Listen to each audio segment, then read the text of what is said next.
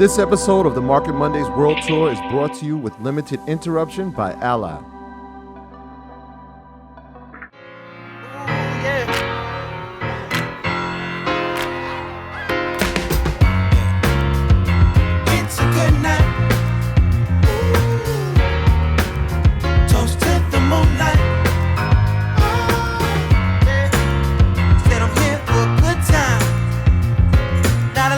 For the unforgettable moments you save for, we're all better off with an Ally. Like a bird in the sky, just fly away.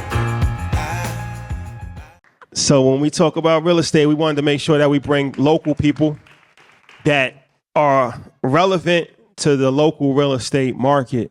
And we've had this relationship with Rashauna Scott for a long time. Chicago's in the Queen.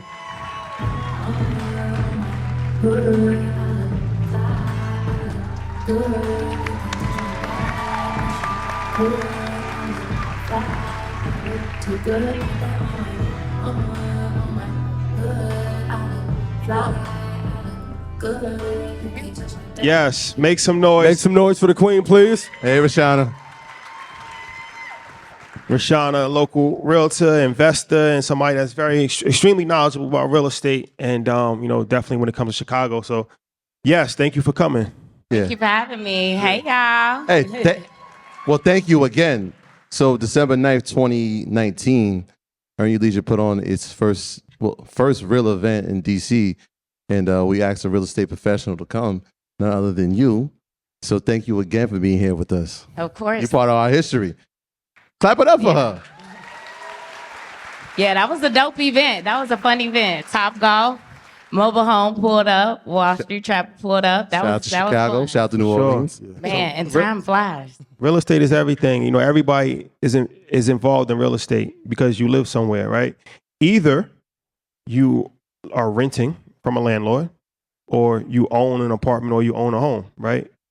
Somebody owns that real estate. Regardless. Even if you're sleeping on the street or sleeping in the park, that's owned by the city. If you think about it, right? There's nowhere where you're living that somebody owns this building right now. Yep. Real estate is everything. So real estate is not a scam. Some people that are in real estate have performed scams, but the real estate is not a scam. It's important. Y'all said y'all want a leather jacket energy, right? So prayers. What are some good investment tips for first-time home buyers and investors? All right, so what's up, Chicago? It feels good to be having this conversation with my brothers in my home city. So definitely, one of the number one things that I talk to folks about, first of all, how many people in here are homeowners? Make some noise. Shout out to y'all. All right. How many people out here own investment properties? Shout out to y'all. Okay, I love it. Yeah, okay. And how many future homeowners and investors do we have? Make some noise. Everybody. Okay, cool. Good stuff. So one of the number one things that I always talk about is house hacking, right? It is not a new strategy by any means, but because of social media, house hacking has just become more popular over the past couple of years. And essentially what house hacking means is that you buy a property that could be a single family home or a multifamily, and you rent out other areas of that property where you can actually make money and it can pay your mortgage and you can live for free, essentially, right? And so if it's a single family home, you can rent out rooms, you can rent out the garage, you can rent out the shed. There's a number of different areas. You can rent out the basement, right? If you have an attic, if you have an in-law suite. But if it's a multi-unit, thankfully in the Chicagoland market, we have an abundance of multifamily properties, and you can get into it and purchase a 2 or 3 or 4 unit property. And so a lot of clients that I work with, they're like, how do I get started in real estate? Now, living in a multi-unit may not be for everyone, but if your goal is to build generational wealth through investing in real estate, I would absolutely advise that you purchase a multi-unit as your first property, because you can put very little to no money down, right? So there are programs out there that are 0%. you have 3.5%, and you have 5% down programs where you can get into a multi-unit. Whereas an investor, they're looking at 20, 25 to 30% down in regards to starting your investment portfolio. What's some of those programs? Yeah, so NACA, shout out to Dre. Shout in the out Shout out to my guy, Dre, Dre. what I up? appreciate you. Dre in the Yeah, building. so NACA is a great program. I actually have some clients in the crowd who have also closed with NACA. And that program is no money down, no closing costs. We're talking about the interest rates nowadays and how they just keep going higher and higher and higher. You can actually go in and buy your interest rate down, and then just ultimately across the board, on average, their rates are about 1.5 to 2.5% lower than what the national average is going to be. So NACA is a great program that you guys can use to purchase multi-units or just to purchase your first property in general. Now, the thing about NACA, right? So there's a lot of different misconceptions. There's a lot of conversation around NACA. It is a phenomenal program, but if you are on a time frame, I don't believe that NACA is the program for you. So like if you got to be out of your place in 4 months, NACA is not the program for you, right? And I don't believe there's enough people like saying that. And people get started and then they get in the process and then they realize they're not getting approved for maybe 12 to 18 months. Wow. Right? But it's a phenomenal program to the buyer. And so if you have not purchased a property yet, but you know you want to purchase a property sometime in the near future, then I would say absolutely everyone should start that program now. Yeah. All right. FHA, 3.5% down. FHA and conventional loans, government-backed mortgages. And I don't know if you guys have seen on social media lately, but we have been talking about it and posting it like crazy. So FHA, like I mentioned, 3.5% down, anything from 1 to 4 units. The conventional product has changed their program from 5% down for 2, 3, and 4 units. That's amazing. For conventional. That's crazy. Okay? And why that's a big deal is because in Cook County, the limits for FHA to purchase up to a 4 unit is $900,000. So you can go and purchase a property for $900,000 and only put 3.5% down if that's FHA. And for conventional, the Cook County loan limit is $1.4 million, and you only have to put 5% down. Wow. That's crazy. That's crazy. Rashauna, there's nothing like free money though, right? Yes. So let's talk about some grant programs, because grants is something that we don't have to pay back. I know that from being a student and having student loans. We always want to get the grant money. So what type of grants are being offered here in Illinois, specifically in Chicago? Yes, absolutely want to talk about 2 major programs. But before I talk about that, I also want to make sure that I don't forget to mention VA loans. Do we have any veterans in the building? Shout out to y'all. Shout out to y'all. Definitely shout out to y'all. And if you have any family members who are veterans, let me tell you, call them up and say, hey, did you use your VA loan? Because if not, we need to go and buy a 4 unit. VA is another loan program that is absolutely no money down. And there are certain tax benefits too, to where you can have your property taxes reduced significantly if you have access to the VA loan. So definitely make sure that you guys utilize that VA loan, because you can actually purchase a property with no money down. You can get 100% financing. You can refinance out of that property into a conventional loan, and you can move out of that property and use that VA loan again. Did y'all catch that? Again. That's amazing. One more again. So in regards to the program, IDA, you guys write this down, IHDA, it is Illinois Housing Development Authority. And IDA is probably one of the most commonly used state grants that I've been using throughout my career. I've had a number of different clients close with IDA loans, and that is up to $10,000 in down payment assistance. You can go right online. You can Google IHDA, IDA, and there's income limits and credit score requirements and things like that. But all of the program qualifications are there, and that is the most commonly used grant that I've seen throughout the years. That's $10,000. All I got to do is fill out the application. Hopefully I meet the requirements and it's granted to me. Yep, up to. Yep. Yeah, and you don't have to repay it. This is a question we asked Don Peebles last year, and I want to ask you now. What are like the 3 hottest areas to invest in Chicago or Illinois? So, what'd you say? 219. Right. So everyone knows about the Obama Library that's coming. Shout out to the Obama Library. Shout out to Woodline. It is coming in 2025. That must be a West Side. Damn. But My breath. that must be a West Side over there booing.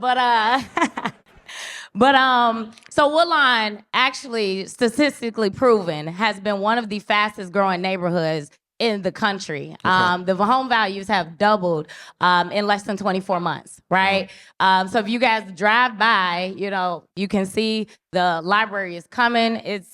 I don't know what phase it's in, but that thing is going up quick. The expected delivery date is 2025. Okay. So that's a good area that I would say to invest in.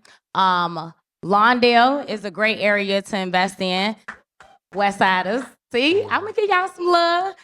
Lawndale, Austin. Another program that I'm gonna talk about is MMRP. Make sure you guys write that down. That is Micro Market Recovery Program. That is a grant program that I've been working with clients to get since 2018. That program started off as a $15,000 non-repayable down payment assistance grant, and it started out in 11 different areas across the city of Chicago. That grant program has since increased to a $30,000 down payment assistance program, and they have also increased it to 20 different areas of Chicago. And so, you mentioned like what are 3 different areas? Like people always want to talk about the crime that's going on in Chicago, the terrible things that are going on in Chicago, and just all of the bad that is about Chicago. But what they don't tell you is that there's an entire new zip code being developed in Chicago, right? It is a multi-billion-dollar development called the 78. It is 60678, right across from Roosevelt on Roosevelt and Clark, from the Target, right? All of that land. Who knows about the 78? All right, okay. So, if Chicago is so terrible and there's all these terrible things that happen, why is there so much money going into the city, right? There's a lot of different infrastructure, right? There's a lot of things being built. There's a lot of major headquarters that are here. And there's just a lot of money that's going into the city, and not only on the residential side, but on the commercial side as well. So again, Austin, Lawndale, Chatham, Grand Crossing, Gresham. Write these down. Like these are the number of different programs that are even on that MMRP list. So if you guys go online, again, that's the Micro Market Recovery Program. You have to have a property identified and be under contract, and you have to have a home buyer certificate passed. It's just an online class. You go online and you take it, and your lender can give you the link for that. And then if you're purchasing a multi-unit, you have to take a landlord certification class, which is also online. No, go ahead, keep on. But yeah, those are a number of different programs and a number of different areas. I was going to ask about the time sensitivity, right? Because we were talking backstage, and we were like, people need to know about it because these programs and these grants, sometimes they come and they go. Yep. Can you talk about that a little bit? Yeah. Well, I think that's why it's important to be plugged in with a team and people who have resources, because when these programs come and go, like, not to, pop my stuff, but I was awarded the top realtor from the Chicago Department of Housing to utilize this grant. That's amazing. That's something to brag about. Yeah, so What? to be the number 1 realtor who has been an advocate for closing, these grant programs, with people in our communities, like. And so because of that, whenever there's money that is available, I'm one of the ones that gets the call first. And that's why it's important, right, to work with the people who are in the communities working, right? Like we don't just post about it. We don't just, talk about it. We actually show up and we do the work. So because of that, NHS, whenever they have programs that roll out, they're contacting me, they're contacting my lenders, and we're on the phone and we're saying like, hey, who do we have in the pipeline? Who do we have coming up? Who do we already have that can qualify for these types of programs? Because once the money is there, we got to get it. And once it's gone, it's gone.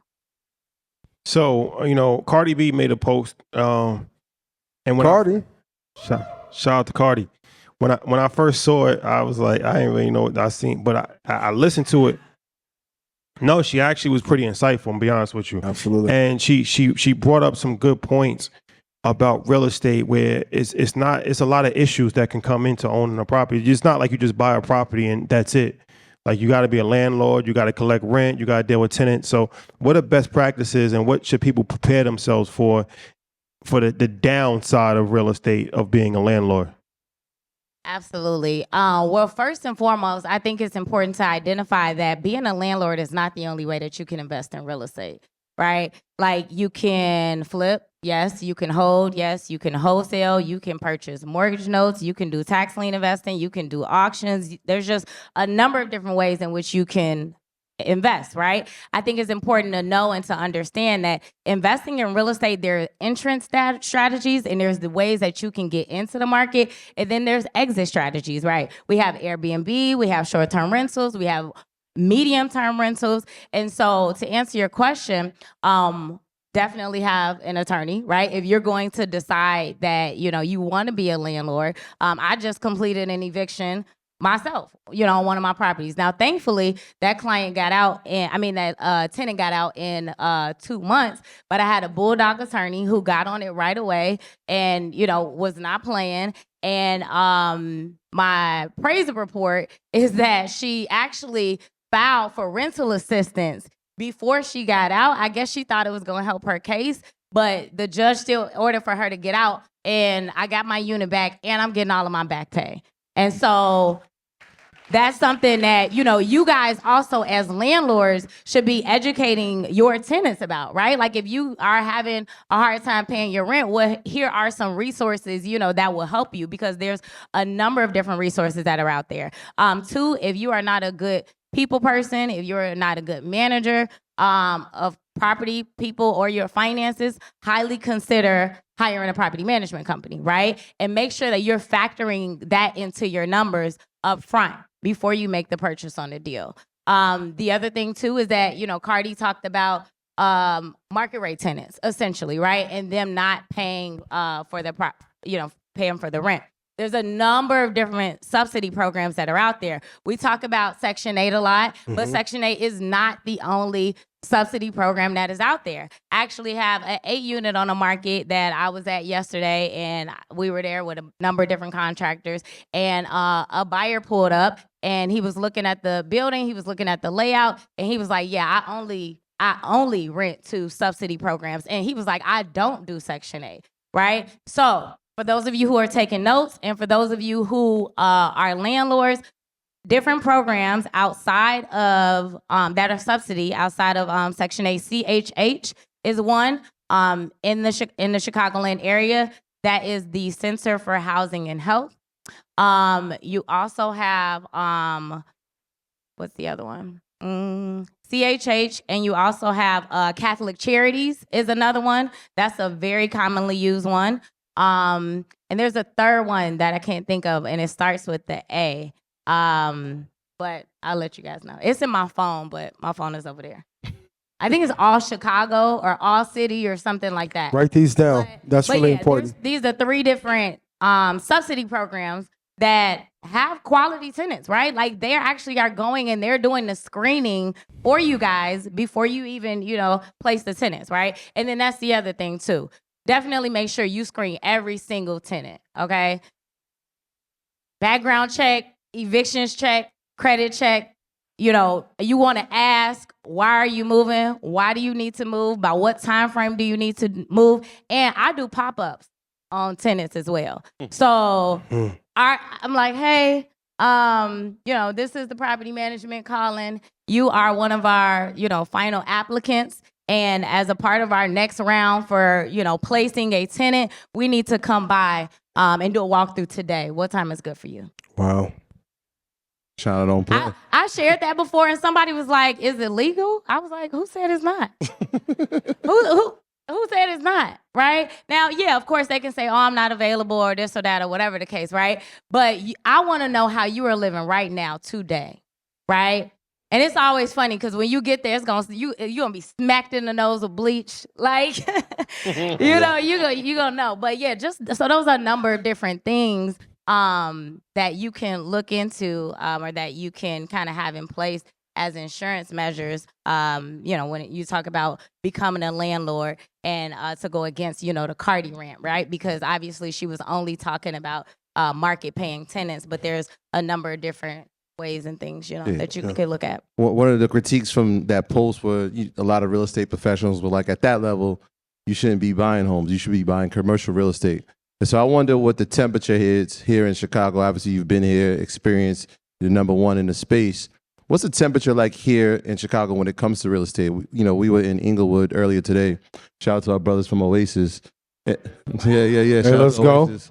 And we saw the plans of what they plan to do, but they're doing it with local businesses, right? It's mixed use and shout out to Sip and Savor. Shout out to them for giving us that coffee today. Yep, shout out to them. So that's encouraging. We're seeing people work together in real estate. What's the temperature here in Chicago over the past 5 years since this information age has become so prevalent?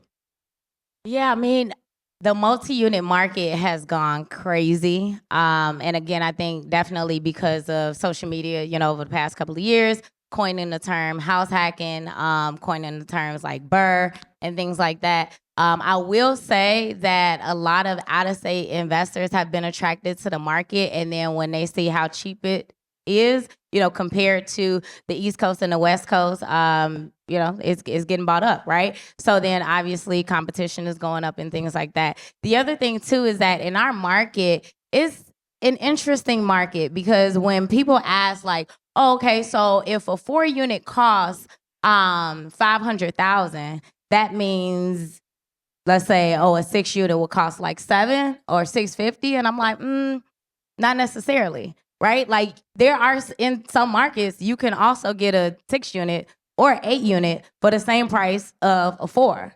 And when there are investors that see that, they're like, oh, okay. And then if I'm having a conversation with them and I know that they have the availability, like the capital to put down, I'm actually going to encourage them like, well, I know you were looking at this 4-unit, but why, right? If you're coming in as an out-of-state investor and you're putting, 20 to 25% down, why not go commercial anyway? Especially, like I said, if you're looking at a 4-unit that costs $500,000 or $600,000 in certain areas, you can absolutely get a commercial property, for that same price as well. The other thing too is that buying properties and rehabbing it, you can absolutely still do that in Chicago. Of course, the best deals are going to be found off market. So that's the other thing, strengthen those relationships that you guys have and work on getting opportunities and deals that are off market because there are still deals that are out there. But yeah, the market has been hot for a while in regards to, buying multi-units and people wanting to live in them and rent them out. Now, I also be having to have these come to Jesus meetings with clients because yes, pre-COVID, you could live in one unit and rent the other one out and live for free, right? But now with interest rates have gone up, prices have gone up, you may not live in one unit and rent the other one out and be living for free, right? But at the end of the day, ownership is the name of the game, right? I said ownership is the name of the game, right? All right, so at the end of the day, own you some, right? So with that being said, if you are going to, purchase a multi-unit, live in one unit, and then rent the others out, even if you are not going to live mortgage-free, that is okay because you are still going to be obviously making payments that go towards your equity. And more than likely, whatever it is that you're paying is going to be less than rent anyway. So, like, that irks my nerves when people are like, man, well, I'm not going to live for free, so I don't know if I should buy a multi-unit. Right? Because I'm not going to be able to live for free. Yeah. You ain't living for free paying rent anyway. Right? It's never going to happen. And so your first purchase may not be that home run that you saw, 2, 3, 4 years ago prior to the pandemic, but it will set you up for future purchases if you do it the right way. Right? The number one rule in real estate is that you make money when you buy. All right? So when you are analyzing your deals and when you running your numbers and when you working with very good, strong professionals who are helping you find the deals and helping you get into these no money down, grants and programs and all these assistance programs. And you're essentially building wealth for free. Why would you not take that opportunity, to purchase a multi-unit? And then, like I said, you can move out and leverage and do that over and over and over again, right? We talk about, people ask all the time, how long do I have to stay in a property before I can move out? Well, again, the great thing is that you can actually refinance out of that first property. You can refinance it into a conventional investment loan, and then you can go and use the FHA loan again, or you can go and use the VA loan again. A year and a day. A year and a day. Make some noise for Rashauna Scott. Make some noise for the queen.